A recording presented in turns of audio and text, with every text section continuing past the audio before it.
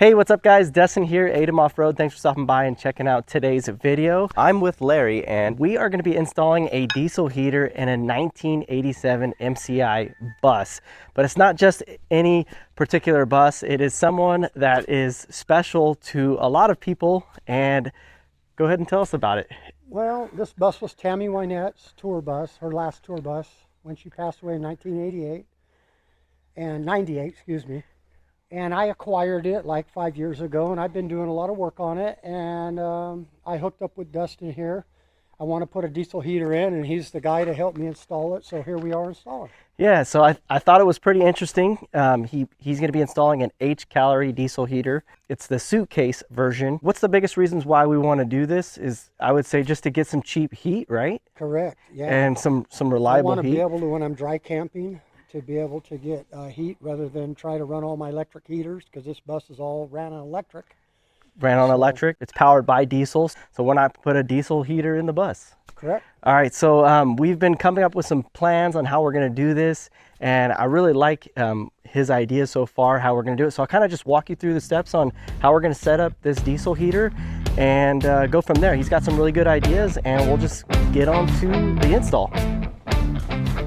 So right now we're working on clearing out a space underneath this cargo area, and we're gonna put the heater right here in this bay. We think it's gonna be a great spot because it is protected from the elements, and we can easily just duct the heat up into the ceiling here or the floor of the cab, and it's right above where we want to poke a hole into the heated space. Fun fact about this tour bus is that it has a 16 kilowatt diesel generator, and he's got 8 massive truck batteries. So powering this diesel heater is not going to be a problem.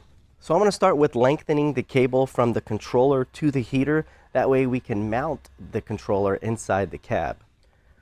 All right, so we're in the hallway and we just got the controller installed right here between this dead space of the refrigerator and these cabinets on the right. And I think it came out pretty good. He has a hole behind the controller, so it looks real clean install. The cable's actually running down this wall on the back side, and it's going through the floor down to the diesel heater compartment. We'll have to bore a 3-inch hole for the face, this piece right here, so we can get the hot air into the heated space. All right, so we've just got the fuel tank installed on the wall. He likes that, so it's easy to access. He can put his diesel in, and then we've got the long tubing to reach the heater. Now in this video, I'm not going to be covering the setup of the diesel heater, as I have a link to another video where I set this heater up in full detail. Go ahead and check it out up in the upper right hand corner. So we just got back from the local hardware store. We went and picked up some 3-inch ducting and this 90-degree tube here. We're going to go ahead and secure that with some screws, and I think it came out pretty good. I just got done drilling the 4-inch hole up into the ceiling or the floor of the cab, and Larry's going to show us how he's going to get this all attached to the heater. I've got this tool right here, and what it does, it crimps this and actually makes it smaller so that it'll fit into my connector here. This is what it looked like before, and this is what it looks like after you do it. And as you can see, this, now it fits and seals really good.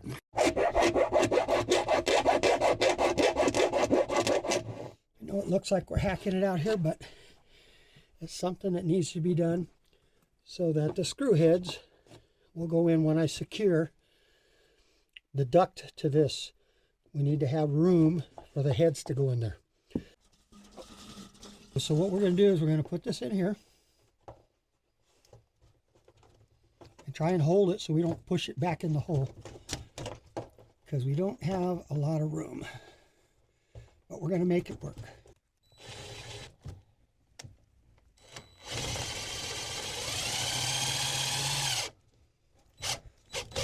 Pushing. Go ahead. Pushing it. There it goes. It drew back in. Okay, it sucked it up? Yeah, it sucked it in. That's right where the hole. See the hole? Cool. Okay. So then we do one more on this side. Hey, you got it. You got it. So now that just gets pushed in like so. And we're going to run our screws in here, and then this part is done inside. Very nice. That is not going nowhere.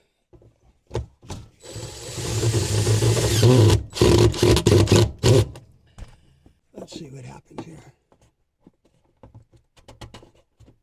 Should hear it snap in. There you go. Just this corner now. There it is. There it is. There it is. Now we can turn it this way or this way. Yep. Okay? Very Good nice. to go. This is going to go through this Floor flange. floor flange, which is going to give me clearance. If you see how, notice how big it is. This way it'll give me clearance, and this is away from the wood so that it doesn't catch anything on fire. There it is. Cool. We're right on the rib. Look, couldn't have did it in a better place, right in the center of that rib. Yeah. As you can see, the flange goes down in, so you cut away the wood, so you don't have any problem with the wood combustible catching on fire or anything like that. So we're going to mount this down to the metal beam. It's away from the wood, and then the tubing is going to go down in here, and there's going to be about about a ½ inch airspace all the way around. So there's no way that pipe can heat up and catch anything on fire. So we're going to drill this hole right now. Boy, that's a chomper right there. Look at that. Got a hole. Look at that nice hole it cut. Cool. Okay, now see, as you can see with when this goes in there, you see how big the hole is. You see there's no way that pipe can heat any of this up. See how big the hole is. Okay. Yep. So. Plus this is aluminum tape, so the heat won't melt it. Looks good. Awesome. There you go. So we're just about done. We got to secure the enclosure to the floor, and he's got to sweat the pipe for the exhaust, and then I got to finish up the control cable so we can power this thing on, and also top off the fuel tank with some diesel. All right, let's get to work. All right.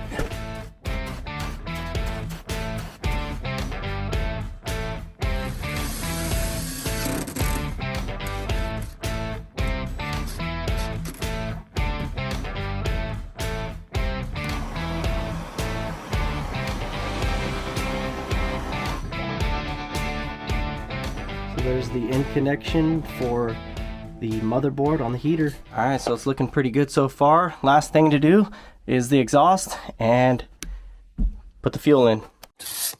Sweating the exhaust pipe on copper, but you got to clean really good, otherwise the copper won't stick, and it's nice and clean.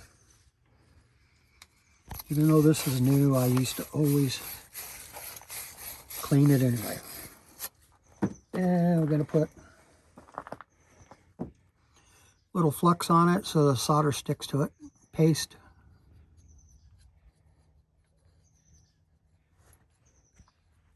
And all we do is simply put this on here. And all we're going to do here is heat it up real good. Can you hold it? Yeah, can you just hold the button on for me? There you go. All I'm going to do is heat it up. I'm going to put the solder from the back side, and it's going to pull it right around.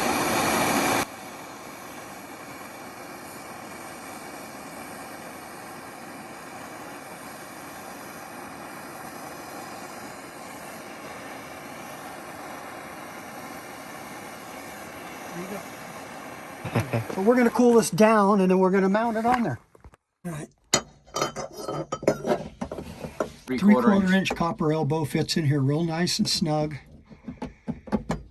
See, it fits in there nice and snug.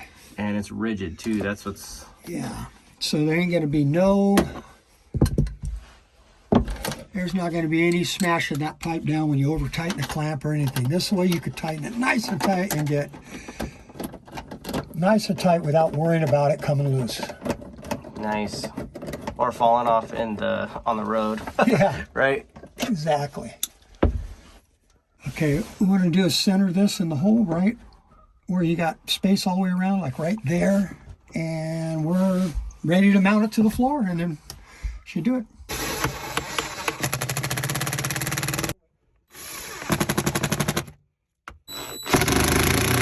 Oh, that motherfucker's in there. He ain't going nowhere. Yeah.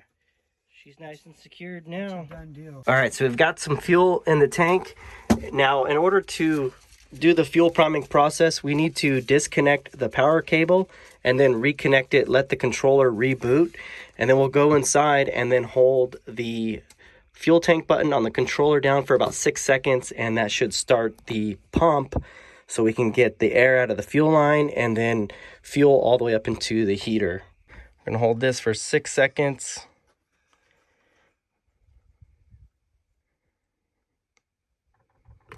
So you can see on the control face, we got about 300 seconds for fuel priming. We're gonna go back, and then what I'll do is I'll just pull the cable from the power source. Once we give it, like, you know, it's probably gonna take about 30 seconds to get the fuel all the way up to the pump. Some fuel is starting to move down. We're not quite yet over through the enclosure yet. Big fuel bubble right here. It's moving. See it going slowly. Yeah, kind of give the maybe gas tank a little squeeze. Undo this maybe? Yeah, if you want to. Let's see if we get some air. There should be a hole, a vent on top of that cap. It's not the greatest of vents, but yeah, you can start to see it moving. It's gonna be a little bit though. And then, oh yeah, I'm already seeing it right here at the pump. Look, you got a lot of air right here, Dustin. From here to here, a big air bubble. Yeah, over time that will kind of get out of there. But I can see fuel now at the pump. So I'm gonna go ahead and just pull the 12-volt power source, turn off the pump. That kills the priming process. And then I'll go ahead and just plug it back in. And then now we can start it up the right way. Let's go back into the RV. All right. All right, now we can turn it on. Start heating. So you can hear the audible feedback and let it do its thing. It's saying inside of the RV it's 19C.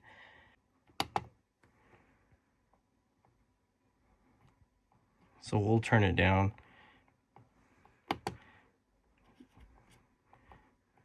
So that is the level control. I'm just gonna turn it all the way up and let the glow plug come on, and then the pump will also come on, and then just going through the normal process to turn on the heater. So we've been on for about 1 minute already. So I'm gonna go back to the heater and just kind of watch it for its first startup. Fan is on. I hear that the fan is on. Glow plug should be on. We should be pulling about 10 or 12 amps. And then once it's ready, the pump will come on. There it goes. And this thing should start to really ramp up and put out some heat. There you go. It kicked into a really high gear. It sounds like a jet winding up. Yeah. All right, so we have a good ignition source and the pump's pumping fuel. We've got fresh air coming in, fresh air coming out, and I've got it set to the highest level. We're gonna leave that on till about 30 minutes. We can change the time and fix that, but we'll come back at about 12:30, maybe 45, and see what the room temperature says. So right now we're just at 20°C. So we're about 15 minutes in. It's always a good idea to run these, you know, for about a good hour on high, just to burn off any manufacturer's chemicals and things like that. You know, just to get all your ducting nice and hot, making sure the heater works before you take it out on its maiden voyage. You can see the copper is already starting to change color there. It's not real hot around the flange, but you know, that part's gonna be pretty hot. But yeah, definitely I can touch all this and not burn myself, so pretty safe there. And plenty of power. He's got this big truck battery. I mean, this is a solid setup. It's got it anchored to the floor here. You can easily access his tank. I mean, this is just a wonderful setup, and he'll have some cheap heat during the winter time. It gets pretty cold up here, so definitely a necessity while he's out on the road traveling. All right, cool. Yeah. All right, so what do you think? Well, I think you did another great job doing an installation. Well, I couldn't have done it without you because you had all the brains on this one. I was just helping you out, really. you know, it was my first go around, but now I kind of see how they go. Yeah, you just got to get creative. Absolutely. Yeah. Yeah, the heater install I thought was pretty easy, pretty simple to install, and it's definitely a big difference from inside and outside. Correct. It's been running for about 45 minutes now, and it's real comfortable in here. pretty comfortable. I think the wife's gonna be happy, huh? I think so. I think so. Right on, cool. Yeah. Definitely gives you that 80s vibe in here with the lights and everything. Yeah. I love it. Blast of the past for sure. This is yeah, it's old school. Yeah. But it's got a lot of history. Mm-hmm. And my wife and I, we love it. And we're just keeping Tammy's legacy alive. Right on. Well, I appreciate you sharing it with us and sharing this little install with me. And I hope you have many warm nights in here and safe travels and all that, because, you know. I'm sure we will. And I really, really appreciate hooking up with me and helping me on the install and kind of giving me, you know, the insight on everything and walking me through and showing me how to use it. Yeah, absolutely. No problem. I had a lot of fun, and it was totally worth it to me. And if you see this bus on the road, give Larry a wave, because, I mean, he's doing something really awesome, you know. 1987, continuing the legacy with Tammy Wynette. Yeah, that's pretty cool. When I get home, I'm definitely gonna start listening to some music. I'm a fan of some, you know, older country artists myself. Yeah. So, Like I said, my wife just watched the Grammys the other night, and she's still getting awards, and she's gone, just like Michael Jackson does, you know. Yeah. She's definitely left a footprint here, and she's well loved from millions and millions of her fans. Absolutely. She was an awesome lady. So. Maybe someone watching will have heard her or watched her. Oh yeah, I'm sure. I'm sure, yeah. Or even have some records. I mean, he's got records hanging up and just all the memorabilia. It's just cool. Yeah. Really cool to help with it. And I couldn't pass this up. I was like, I have to come to you and help you. He had a lot of the tools and the materials. We hit up the hardware store and just made it happen. So yeah. It takes a little bit tooling up and everything, and you know, sometimes you get into something, you know, let's switch it, let's do this or that. But yeah, and the end result is it's all in, it's clean looking, it's functional. Absolutely, and there's some upgrades that you're probably gonna end up doing. Correct. To it. Yeah, I need to put a battery tender underneath there to keep the battery going, and then maybe a power supply for the 120. Correct. If you hook up to correct. I need to do that. A slip, hook up to a slip on the road. Correct. 120. So a lot of cool things, and then insulating the tube, the exhaust duct. Exact. Yes. That would be nice. The supply duct. Doing that you're talking about? Yeah. You know what? I might even wrap. I got header wrap. I might even wrap that exhaust where it goes through the floor. Yeah. That'll help keep it from getting so hot, because the exhaust pipe does get quite warm. So if you folks do an install, make sure you got that away from any combustibles. That's all I got to say. Yeah. Just make sure. Yep. And we're going to get a temp gun on it here in a couple days. I think you're going to buy one, or you have your son has one. My son has one, yeah. I'll get one from him, and I'll run it all around the floor and everything, and up in, and make sure there's, you know, nothing getting too hot. And carbon monoxide detector. Correct. With the 3-in-1 with the air quality. Correct. Because you want to have good you air help quality. me out, find the right one. Yeah, there was one I've been really looking at for my tent, because I'm even though there's no carbon monoxide inside the tent, because I have the carbon monoxide detector. Right. I'm just always curious what the quality of air is. Well, yeah, because you go to sleep in there, you want to make sure you wake up, right? Right. So, or you're not breathing any toxins or any chemicals and things like that. So, and that's the reason why we researched on the copper pipe, to make sure it wasn't going to throw off any toxins. Remember? Right. Yep. Researched that to make sure. Absolutely. So you want to make 100% sure that we don't have anything come off and be toxic and it be smelling. So. Right on. Well, thanks for sharing with us again. You're welcome. Thank you again for doing it. Coming out and making it happen. Yeah, right on. And we'll hear some updates maybe from you soon. Yeah. All right. Yeah. Thanks. Thank you, Larry. Very much. Take it All easy. Right, appreciate it. Bye, guys. Thanks for watching, and Thank we'll you. see you on the next video. We'll see you soon. Peace out. See ya.